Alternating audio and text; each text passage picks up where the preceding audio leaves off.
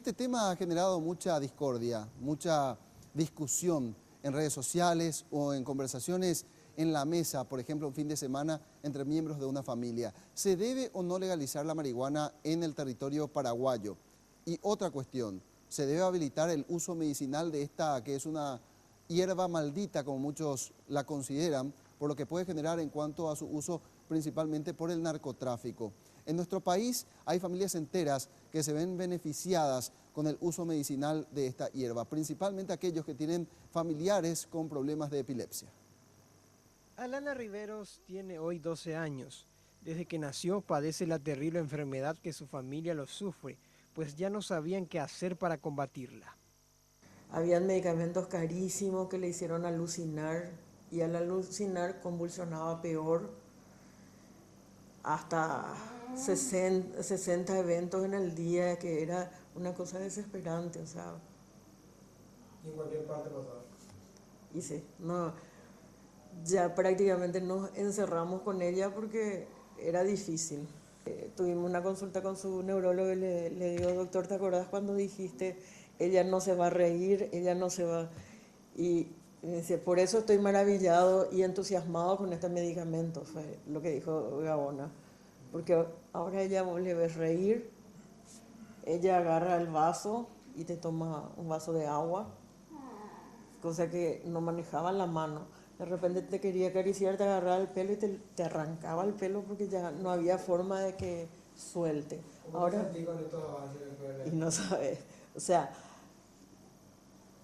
nos pasamos llorando con cada... Se sacó una selfie ella sola, y, porque vio y le maravilló ver su imagen en el teléfono, y así, wow, gordo, sacó a Alana, ¿verdad? La familia de Alana movió cielo y tierra hasta que se enteraron de una organización en Paraguay que importa este medicamento que es legal en Estados Unidos. Hace 6 meses, el Grupo Cannabis Medicinal Paraguay obtuvo la autorización del Ministerio de Salud de Paraguay para importar bajo prescripción médica.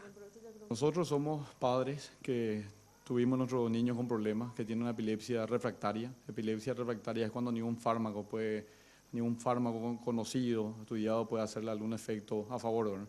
Los niños convulsionan, no hay forma de pararle. Entonces con mi señora hace tiempo me dice, tenemos que buscar otra alternativa, y surgió la posibilidad del cannabis medicinal viendo informes de afuera, internet, tema de casos de Charlotte, de Grace.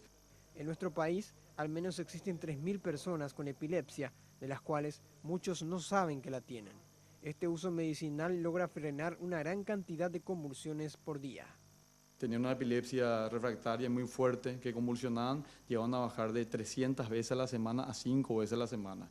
Esa gente no le podía ver a su hija normal porque cada vez que convulsiona le va afectando y va retrocediendo. Los propulsores ya están logrando importar el frasco a 1.800.000 guaraníes, que está totalmente garantizado y que está ayudando a 60 epilépticos en Paraguay actualmente. El pedido de ellos es que un organismo local trabaje para investigar y poder ofrecer el medicamento en nuestro país. Estamos pidiendo, o sea, esto, algo sencillo, y toma una gota, una cuchara o menos, 1 ml. O sea, no es algo tan... Pero no hay acá y nadie sabe, y justamente por eso necesitamos la investigación de eso, ¿verdad? Estamos viendo con la Nacional que tiene un centro de investigación, que ellos sean los pioneros a poder hablar del cannabis medicinal en Paraguay, y después que nos encantaría que vean un laboratorio o algo, porque tenemos posibilidad de producir acá. Justamente por eso nuestra asociación CAMETPAR está pidiendo que el gobierno subvencione y que vea la posibilidad más adelante de poder producir acá.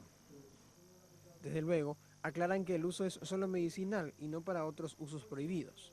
Este descubrimiento por parte de paraguayos busca ayudar a los compatriotas. Para más detalles, pueden ingresar y contactar a través del Facebook buscando CAMETPAR.